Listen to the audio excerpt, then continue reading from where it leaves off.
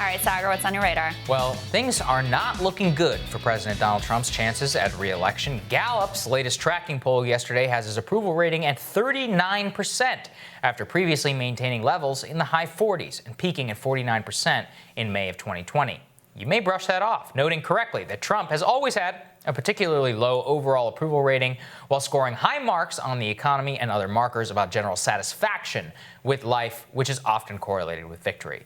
But on his most important and cherished number of handling on the economy, he is beginning to slip into very dangerous territory. Trump began the coronavirus crisis with 63% approval rating with his handling on the economy. And you can clearly see in the chart that the longer the coronavirus crisis drags on, the lower his approval rating is getting, and is now entering the sub-50s. The economic number is the backbone of Trump's chances at re-election, and he needs to significantly change his attitude if he wants to change things around. However, the precise problem is there doesn't seem to be a single Republican advisor to Trump, or even Trump himself, who realize it's time to hit the red button and enact the largest jobs program in American history.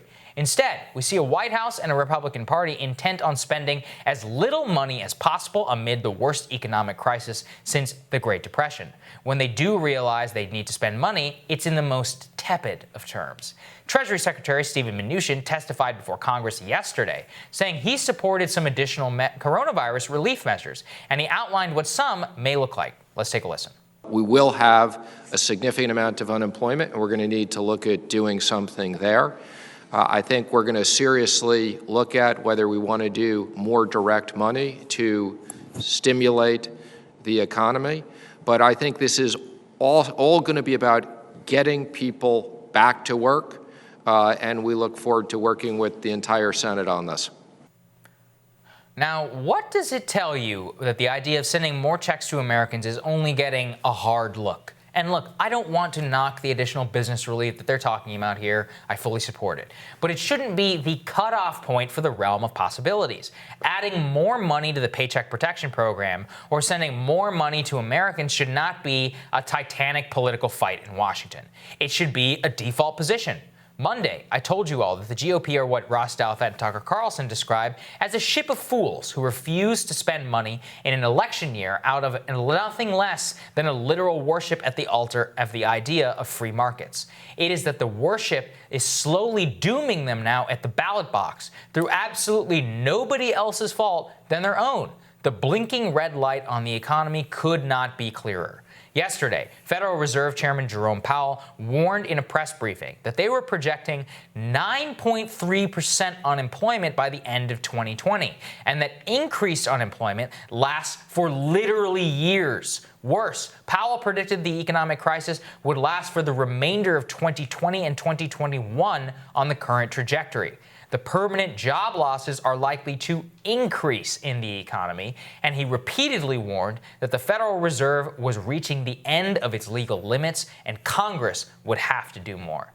This is the umpteenth time that the Federal Reserve Chairman has basically begged Congress to spend more money, while these people sit on their hands, kneeling in kente cloth, hanging out in the district, playing culture war games, that the unemployment rate for Black Americans is nearly 50%, while young Americans, it's skyrocketing, and so much more. The overall unequal distribution is wreaking literal havoc in people's lives, and Republicans are responsible for this if they refuse to do nothing.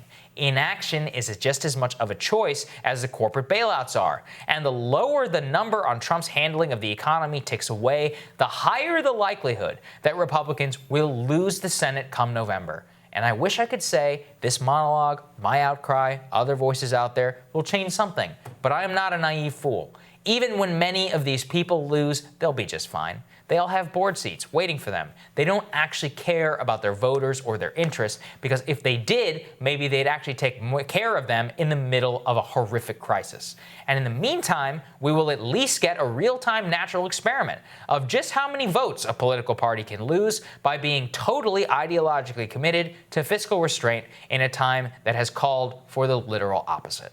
It's amazing. I mean, I was chilled watching the Federal Reserve Chairman, the briefing, and the really remarkable thing about it. And look, I know we criticized the Fed here and or not even the Fed, but more that there are all these snapback provisions that dump money into the economy for rich people while poor people suffer. But doesn't it tell you everything that Congress created an autonomous agency capable of taking care of all of these people, while the thing that is their responsibility, which is taking care of you and me, is they're nowhere to be seen? Nope, nowhere to be seen. Pelosi and Schumer are kneeling with kente cloth. I don't even know where McConnell is. I don't know where a lot of these Republican senators, I mean, I can count on one hand the amount of them which have actually been worth anything in this crisis, and the rest of them have been doing nothing. Well, and then these idiots come on, they come on TV and they go and you ask them, you're like, hey, why are you down in, why are you down in like Montana? Right. Trump won the state by 20 points. Yeah, Joni Ernst, what's going on in Iowa? I asked Joni Ernst, I said, well, are you going to support spending more money? She's like, well, we got to look at it. Martha McSally's getting crushed. By 15 points. I'm like, you almost won the state last time. And the only reason you lost because of your Obamacare vote. So it's like, it's truly insane to look at those numbers. And again, Trump at 47% on his handling of the economy from a height of 63. That's 2 out of 3 Americans who are satisfied with the president's handling of the economy. That's a win. You will win re-election with a number like that, especially against somebody like Joe Biden.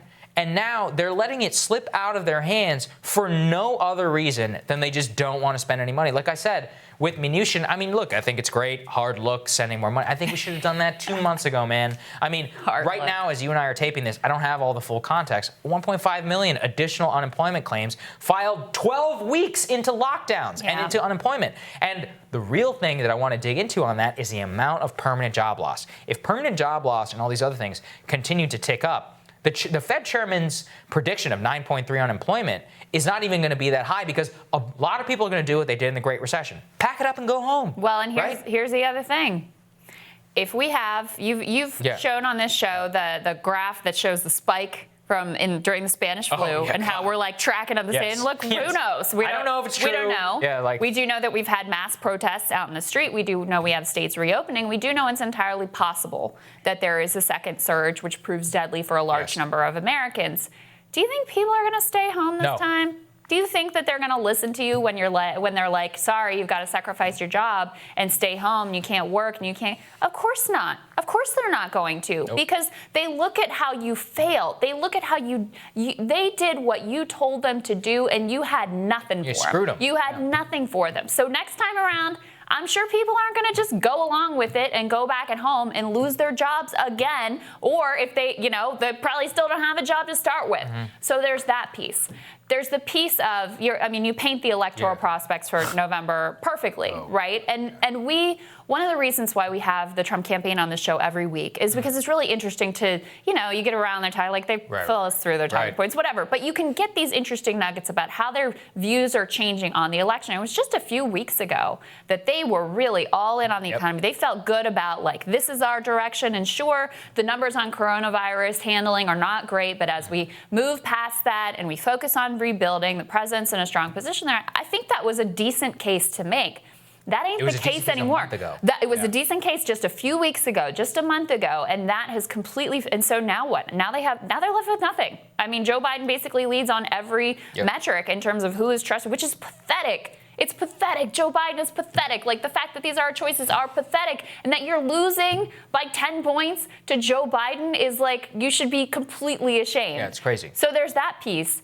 Then there's the longer term piece, which we're already seeing. I mean, there's a direct connection between 50% black unemployment, between mass unemployment, joblessness, losing health insurance, and George Floyd having to pass that $20 bill and getting killed in the street, and the uprisings that we've seen across the country. So you don't have to fast forward to the future to know the volatility and the pressure and what that can lead to in the near term across America. And then if you look at attitudes of young Americans who have been screwed more than anyone with the .com crash, and then the Iraq war, and then the housing collapse, and now this, just as they're starting to get their feet under them in a career, like, their attitudes about politics are dramatically different than older generations. There was a new poll that came out that once again shows, like, socialism is more popular among young people than capitalism. I mean, this is a dramatic shift in how they're thinking about politics, policy, their lives, their values, what they expect from politicians, that radicalism is going to lead to a dramatically different political landscape. And so there's the immediate, which is the electoral prospects, the middle term, which is like the backlash to this complete failure. And then there's the longer term, which is going to completely change the game in terms of American politics. That actually worries me more than anything. The long term See, I find it hardening. Impact. Well, yes and no, because what it is a Titanic.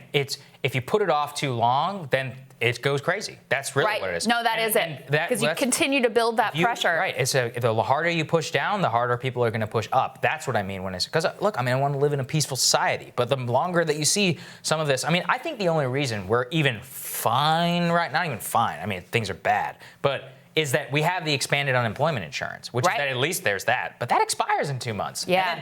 And that's going to be gone going up into the election, and they're going to do this whole tax credit back to work, or maybe increase pay for people who go back to work. Fine, totally support that. But really what it is that you do that after people are coming off of months of unemployment, or who knows how many of these small businesses were down. I was listening, I think it was on Joe Rogan's podcast, where a restaurant owner was saying that average restaurant profit's only 14%. So 3 months of closure at loss of all that profit, where is your runway? And that actually some not bad restaurants, but some worse restaurants, like financially, are only at 4% profit. So they basically break even in the best of times. What are you going to do when 50% capacity? How are you going to hire your staff back? Yeah. Well, a lot of these people, done. And a lot of people have been able to stay in their apartments and their homes because of that expanded unemployment. That extra $600 has allowed them to make rent. Yeah. You've got, eviction and foreclosure moratoriums coming to an end. You're going to be back in the game with people getting kicked out of their houses, kicked out of their apartments. And, those chickens are coming home to roost here really soon, both with those moratoriums ending and with the end of that extra $600. Yeah, certainly. So I think there's a lot of not good things on the horizon. Next on Rising, as the country continues debating what defund the police would mean for local law enforcement, friend of the show Nina Turner shares her take on that proposal, the proposals being offered by the Democrats, what's shaping up on the Republican side, all of that when Rising returns.